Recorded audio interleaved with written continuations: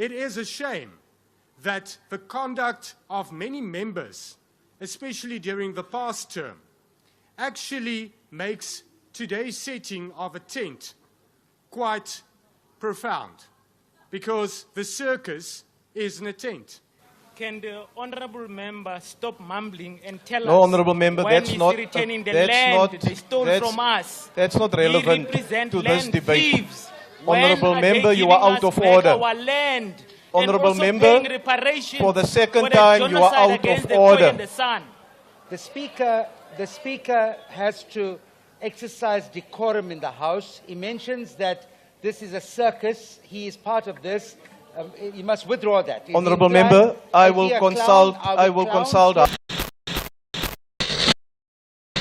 Yes, so as an external observer of South Africa's politics, I've seen how sensitive and racially sensitive it is to be a politician in the new GNU South Africa, where different statements are interpreted in different ways by both the opposition and those in the government of national unity. And this is actually what this Freedom Front MP is actually facing here in this confrontation. Let's watch the confrontation between Freedom Front Plus and MK Party here, and I'll be back for a few words on the nature of the politics that we're actually seeing in the government of national unity as it is today in the 7th administration in South Africa's politics. Thank you, honourable member.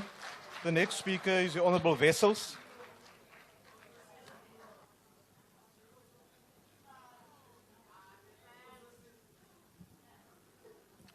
Thank you, Honourable House Chairperson. House Chair, this place is and belongs to the people. Each seat in this Parliament belongs to the people. We are and should be the voice of the people. And we shouldn't be a rubber stamp. We shouldn't be reduced to a rubber stamp. It is unacceptable and also an impediment to our constitutional democracy that the majority of legislation originates from the executive. Private members' bills should not be born dead, but should play an important role. And committees should be proactive to realize and to see the voids in legislation, also outdated legislation, and to bring about the necessary amendments before the executive does that. This place necessitates oversight. That's our role. That is our duty, to ensure that there's accountability towards the people of South Africa. But to ensure oversight and accountability, there must be rules in this House. There must be rules in Parliament. There must be decorum. It is a shame that the conduct of many members, especially during the past term, actually makes today's setting of a tent quite profound, because the circus is in a tent. And let us, during this next term, avoid being a circus, but setting an example to the people out there of providing real oversight and being the voice to and for the people. Yes, honourable member. Can the honourable member stop mumbling and tell No, us honourable member, when that's he's not returning the that's land not they stole that's, from us? That's not We relevant represent to land this debate. thieves. When Honourable are they member, you giving are out us of back order. Our land, Honourable and also member, paying reparations for the second for time, you are genocide out against of the Khoi order. and the San. Honourable member, I now want to formally caution you that you must first ask to be recognized, and then thereafter you must, in terms of the rules, state what the point of order is. It's a point for debate that you can exercise at another point, now not for this purpose, please. Please proceed, honourable member. Thank you, House Chairperson. I Honourable won't Wessels, react. will you take your seat, please? Yes, honourable member. Mr. Speaker, I rise in terms of Rule 64. The Speaker has to exercise decorum in the House. He mentions that this is a circus. He is part of this. He must withdraw that. Honourable member, I will consult answer. What is it? Thank He'll you. have to withdraw that. Thank you. Honourable Wessels, that you Mr. refer Bean. to Mr. Bean is this in the House. honorable member. Honorable member, this is also a formal caution to you now. You were recognized, you raised your point of order, I listened to it, and then you simply continued after that. Next time I'm going to ask you to leave the proceedings. Honorable Wessels, that you refer to this sitting as a circus. Now, Chairperson, I said the conduct of certain members I'll makes it check, fitting. I'll check the answer. You may proceed. Thank you, House Chairperson. It is true, Honourable Speaker, through you, House Chair, that we do have budget constraints. As the Honourable Khadebe put it, the whole South Africa is in an economic crisis. And Parliament will have to learn to do more with less. We do welcome the fact that we will get a more permanent temporary venue and housing for the National Assembly. That's welcomed. Let me get to the Honourable Douglas. Agbare Douglas, u sien, u rassepolarisasie maak dat hierdie huis nie werklike oorsig kan doen nie. Wanneer u 'n stem vir die mense is, moet u 'n verantwoordelike stem wees. En daardeur moet u vir die mense daar buite wys dat u hier is om u grondwetlike taak te vervul. En laat ek ook vir u sê, agbare Douglas, as u my eiendom wil kom vat, sal u sien wat gebeur. Ek dank u. Thank you, Honorable Member. Yeah, brilliant, guys. What do you think? I think, like I said earlier, it's really sensitive now to be a politician in South Africa. I've been putting a lot of videos on this channel to really understand how the dynamics of politics in this government of national unity seems to be faring at these initial stages of the government. And we still have 5 years to go. And so I actually suspect anyway that most of these debates will tone down, or probably they might even get more heated as the government of national unity probably either succeeds or fails to meet up with its mandates, and they will receive a really fierce kickback from the opposition, because the opposition are boots in teeth ready to really slam every move that the GNU makes in this government of national, in this 7th administration of the government of national unity.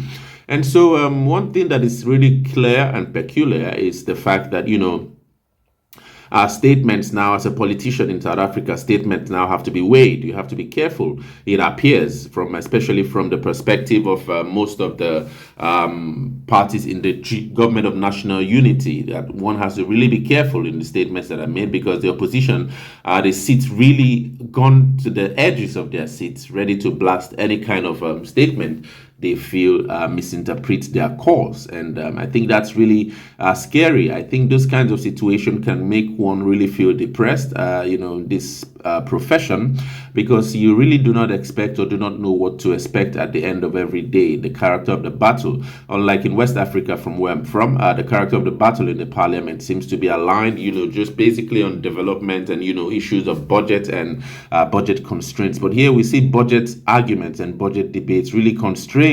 categorically along racial lines, along historical lines, and that can actually be a really draining, experience being in Parliament every time when one is really pushed back. So it appears that the history of South Africa doesn't seem to want to allow the country really flourish in its full glory, because South Africa, for me personally, as a West African observer in South Africa, I see South Africa as, really full of really kinetic potential that's being really held back by its history, and that history is constantly being replayed and reminded in the parliament, as we've seen in most of these debates, really stifling a lot of the forward progress that actually should be experienced in South Africa. And it's really an unfortunate one, because yesterday I was just really basking in South Africa's first gold medal that was actually won by her name is I think Tatiana Skrenbacher or something. Anyway, Tatiana Smith. And I was really personally really happy, for the nation. But at the same time, I really thought, because Tatiana, if you look at the, if we judge from the color of her skin, she's South African fully. I remember the tribute she actually had. She had a tribute to her village, and actually, noted that she wishes and she hopes that she made her village proud. You see, that's a really, in my understanding, as a West African, that's a really West African perspective, to think not necessarily the nation comes first, of course, but not necessarily in terms of the nation, but but the village, you see, it's a really another dimension of what many in West Africa usually call a tribal allegiance, so to speak. So she was really proud and hoped that she made her village proud first before her country. And I was really, really taken aback also by, when the national anthem was sung, really powerful. South Africa has a really powerful anthem. I remember the debate between Mokoena and Sports Minister Gayton McKenzie on removing the stem from the anthem. And I just really see all of these debates as really being heralded by a historical precedent that seems to be stifling the glory of South Africa. And as an African, who really wants progress for the continent, many times I really want and wish that we can engage in robust arguments on how probably we can move forward from here. There's been a lot of historical weight. It's really causing a lot of bitterness, both on the side of the opposition, the MK, the EFF, and also on the side of the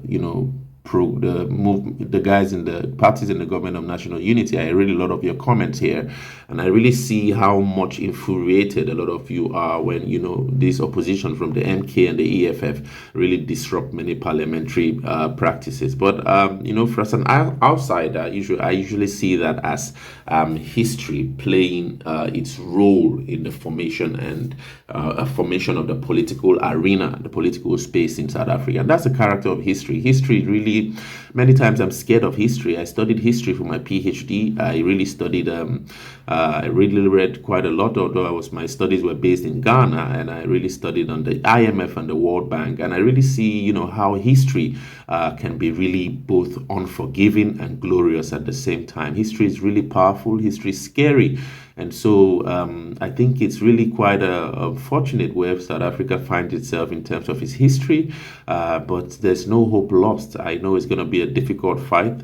I think South Africa is giving the world an example of where, we humans become ready to really face the bitter sides of our histories, especially in coming together as one human race. We know that there's a force that actually fights that for us to be together. There's a force that doesn't want all races to live in harmony. And South Africa is that exemplar of that force really being negotiated together. But it's very ugly underbellies and its glorious surfaces all really, we study that, we see it in the politics. I try on this channel to put it here to really show that underbelly that is really being negotiated by the different parts that make the whole of South Africa, and how the history really comes all together to the fore to remind the political space that there's something that has to be transcended. And so it's quite a challenge. It's a complex place. It's a complex political arena. It's a complex multicultural society. But I think that South Africa is really setting the pace. I really salute most of the members of the parliament, both on the opposition and both in the GNU, because tackling this really underbelly is actually a precedent to really, go into that glorious destiny that's actually aligned for South Africa. I think South Africa is capable of much more, but we'll keep studying anyway and really trying to understand how to get beyond what really is what we're facing now in South Africa. But anyway, what do you guys think about this real face-off between the Freedom Front Plus MP and the MK party? Share your thoughts in the comments.